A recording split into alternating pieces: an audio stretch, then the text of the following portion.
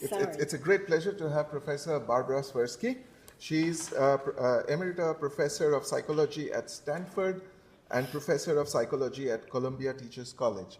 She's a Fellow of the Association for Psychological Science, the Cognitive Science Society, the Society for Experimental Psychology, the Russell Sage Foundation, and the American Academy of Arts and Science. She's a former recipient of the Campe de Feriat Prize. Her research has spanned memory, categorization, language, spatial cognition, event perception and cognition, diagrammatic reasoning, sketching, creativity, design, and gesture. Over to you, Barbara. Thank you so much, and thank you for inviting me. A lot of this is in the visuals, not in what I'm saying, so you may have to look. So I am a cognitive psychologist, and watching these talks, I'm thinking it's been 70 years since cognitive psychologists looked into the black box of the mind and tried to find clever ways to probe it. And I see you doing that with a black box that's LLMs and finding sometimes it's like us, sometimes not, and I find that fascinating because it's another way of thinking. So now I'll go to my talk. All living things must move and act in space to survive. We wouldn't last long if we didn't know how to get food in our mouths and how to get home at night. Even grasses, even bacteria, as we learned in the pandemic, they need to move and act in space to survive. So all thought begins as spatial thought. And space, as anyone here knows, is special. In the human mind, it's supramodal. It doesn't just come from vision. It comes from sensory feedback. It comes from smell. It comes from acoustics. And it's not localized in the way that our other senses are. It's kind of distributed. And each of the sensory modalities has overlapping functions. So it's a longer story. So space is essential for survival. It evolved long before language. It takes up about half the cortex. It's the basis for other knowledge. I'll talk about that. It's not like geometry or physical measurement. Our conceptions of spaces differ from objective spaces that you can measure. And those distortions come from the way that we perceive space and the way we act in it, and those are coupled. So we use space and the things in it to think, communicate, create. And my research program on this was first to look at how we put the world in the mind, and then how do we put the mind into the world.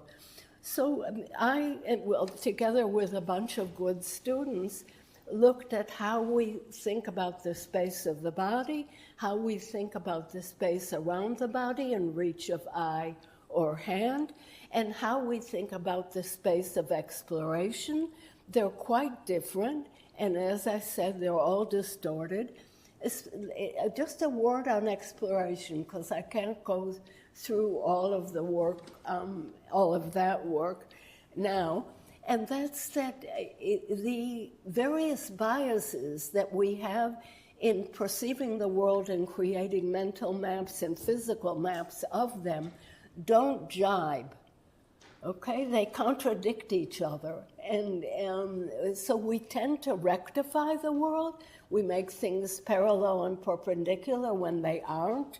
We have various distortions of distance, and they're not coherent. Our different ways of thinking about space, they're not coherent. And I talk about a cognitive collage, not a cognitive map. So we also create spaces to enhance the body and the mind, maps, instructions, charts, sketches, social spaces like this one, living spaces. Again, a much longer story. So my claim is that spatial thinking is the foundation of thought. It's an audacious claim, and I don't want to say that it's all thought, the entire edifice, but the foundation. And the evidence comes from many different sources: brain, language, gesture, graphics. So I'll speak only briefly about brain and language, but a little bit more about gesture and graphics, because I think they're a real challenge to AI. So brain, and this work was done at UCL, and they still have an amazing group doing spatial cognition. So years ago, they found O'Keefe and Nadel and various others. They put electrodes in mice brain, and they put single electrodes, and they had the mice run around. Actually, it was rats, run around an open field, and saw when those single cells activated. And it turns out that in the hippocampus, a particular place, there are cells that activate when the rat is here, other ones when the rat is here, other ones when the rat is here. But those cells aren't organized spatially. They're sort of random. They get reused in new environments. And the Mosers working in O'Keefe's lab found right next door, one synapse away, grid cells that do arrange these place cells in a kind of spatial array. Even that spatial array in rats is not veridical, it's not a GPS. It gets distorted depending on where rewards are and punishments are. So it's not mapping space in any one-to-one way, but in a way that fits the rat's conception. So it turns out in subsequent work, again done at UCL and other places, showed that those single cells in hippocampus that fire for places in rats fire for people, events, and concepts in humans. You can do this kind of research on humans, recording from single cells. People who are awaiting brain surgery often have it and volunteer. So single cells in hippocampus that record places in humans also record events, people, and concepts, and the grid cells array them in a kind of conceptual map. So this is evidence that spatial thinking is foundational to abstract thought. Of course, it's represented in multiple places in the human brain. So to repeat, the same brain structures that represent places and spatial relations among places also represent events, people, concepts in temporal, social, and conceptual spaces. So language. In here, human beings explore the world somewhat differently from animals. We explore the world by our feet, and our feet are associated with a certain set of concepts, but we also manipulate things in space with our hands, and they're associated with other sets of concepts. So our feet, we talk about thought or trains of thought in the same way that we talk about exploring the world. So we say one thought leads to another.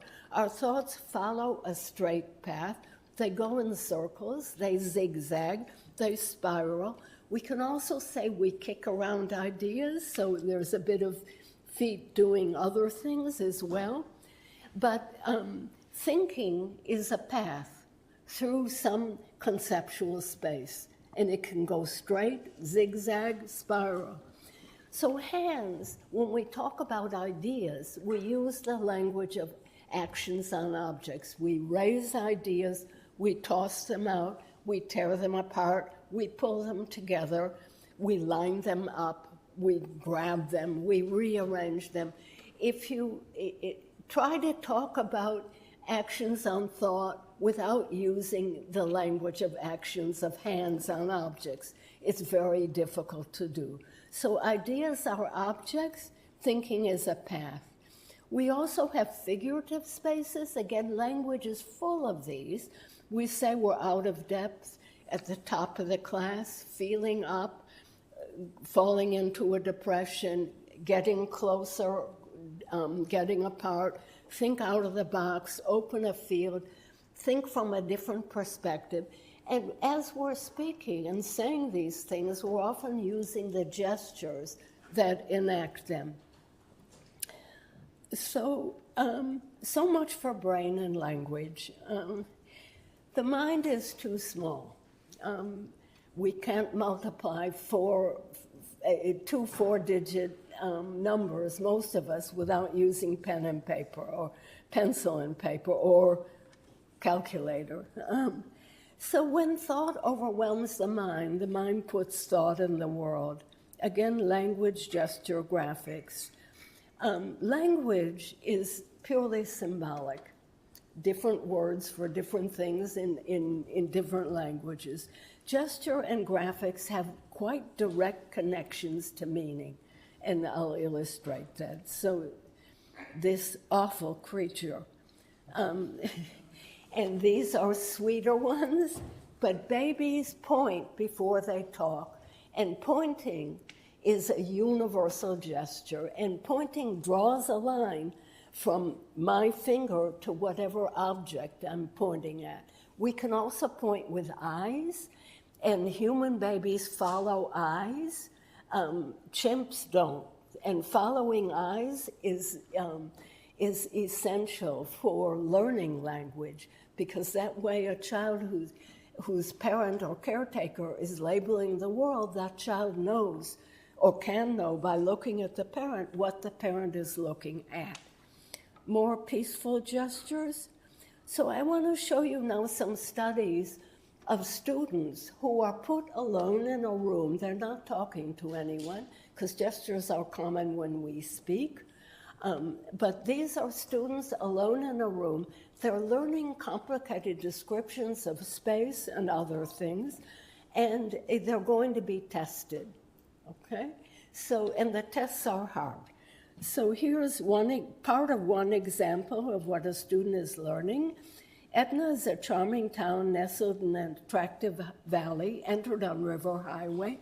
River Highway runs east-west at the southern edge of the town of Etna. Toward the eastern border, River Highway intersects with Mountain Road, which runs north of it. It goes on. It's going to locate, say, 8 landmarks relative to each other. So here is somebody learning, studying. So watch your hands.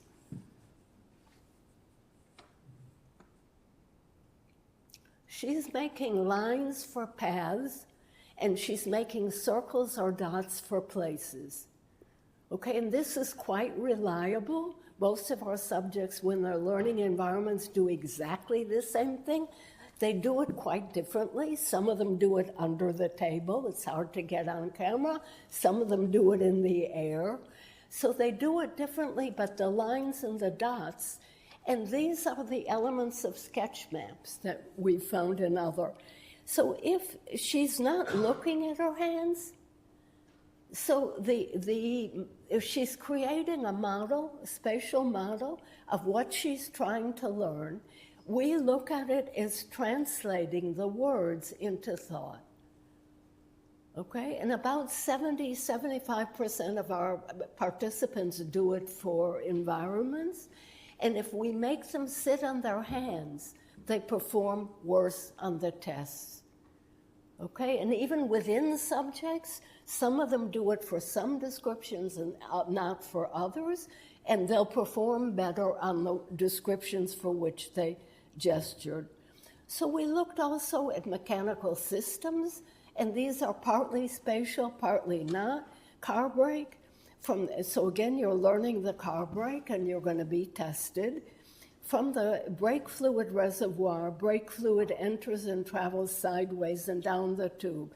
As the brake fluid accumulates at the bottom of the tube, pressure is exerted, etc. So these aren't easy, and you'll see this guy, he's very dramatic. And he's going to gesture in bits. He's going to gesture, then re-gesture, reread, look at what he's reading, gesture, and so forth. So people are learning this in small bits and testing themselves as they, that's not a gesture. We don't count that. They're testing themselves as they learn. And again, they're going to do worse if we make them sit on their hands. We've also done it with, this woman is learning a schedule, a complicated schedule, with event planners and 3 different events that are going on at the same time in different, so she's learning that. She's again very dramatic. I've picked dramatic ones. And she is a little bit looking at her hands, but most people don't look and only look a little bit. And some people make schedules on their knuckles. They're making a matrix out of the joints in their hands. Some draw on their palm. So these were harder to code. All we could code is making a model or not. Okay, so the hands make models. The models are spatial motor. About 50 to 70% of them make them spontaneously. The directions tell people to learn them. They don't say anything about gesture. And these are, again, direct representations. You saw making sketch maps, making diagrams of the brake fluid, and they augment comprehension and memory. So they're essential in collaborations too. These pair of people are trying to find a route after an earthquake to rescue as many wounded people as possible. And they're not looking at each other. They're looking at each other's hands, and they modify each other's routes, again, by their hands. They're turn-taking, just the way you do with words, but the communication is primarily through the gestures. And if we put a shower curtain between them so they can't see, they're supposed to come up with a map and draw it. If we put a shower curtain between them and they're only negotiating verbally, their maps end up being